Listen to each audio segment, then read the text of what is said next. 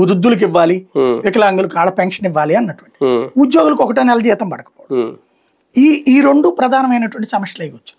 But Jagan చేసిన వాటిలో అద్భుతమైన పనులు ఉన్నాయి. ఇప్పుడు ఇదివరకు అవుట్ సోర్సింగ్ కాంట్రాక్ట్ ఉద్యోగులకు ఎప్పుడు జీతం వచ్చిందో తెలిసేది కాదు. 2 నెలలు 3 నెలలు 6 నెలల పెండింగ్ లో ఉన్న సందర్భాలు కూడా. అదే జగన్ వచ్చాక ఆప్కాస్ అని ఒక సిస్టమ్ తీసుకొచ్చేసి దాంట్లో పెట్టేసేసి PFESI కూడా పెట్టాడు. దాంతో పాటుగా ఈ అమౌంట్ ఈ కాంట్రాక్టర్లకి దోచిపెట్టకుండా, కాంట్రాక్టర్లకి అయితే 6% కమిషన్, 5 నుంచి 6%, వీళ్ళకి 1% ఇది పెట్టి మెయింటెనెన్స్ కింద నడిపించేశాడు. అట్లాంటి అనేక మార్పులు చేశాడు. ఆర్టీసీ విలీనమా, అసలు కల్లో కూడా ఊహించలేదు కదా ఆర్టీసీ విలీనం. కేసీఆర్ నా వల్ల కాదని చేతులు ఎత్తేసి వాళ్ళు సమ్మె చేస్తే వాళ్ళందరిని అరెస్టులు చేయించి రచ్చరచ్చ చేయించుకున్నాడు. అట్లాంటిది కూల్ గా చేసి పడేశాడు. ఆర్భాట ప్రచారం చేయకుండా ఉద్యోగులకి చాలా చేశాడు ముందు. కానీ ఈ 2 వల్ల అతను దెబ్బతిన్నాడు. లౌక్యంగా డ్రామా ఆడటం చేతకాక దెబ్బతిన్నాడు.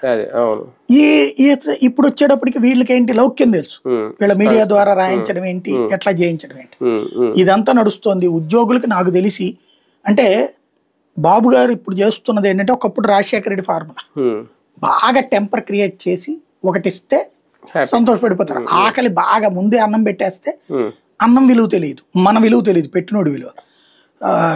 ఏం అసలు పట్టినట్టు కూర్చుంటే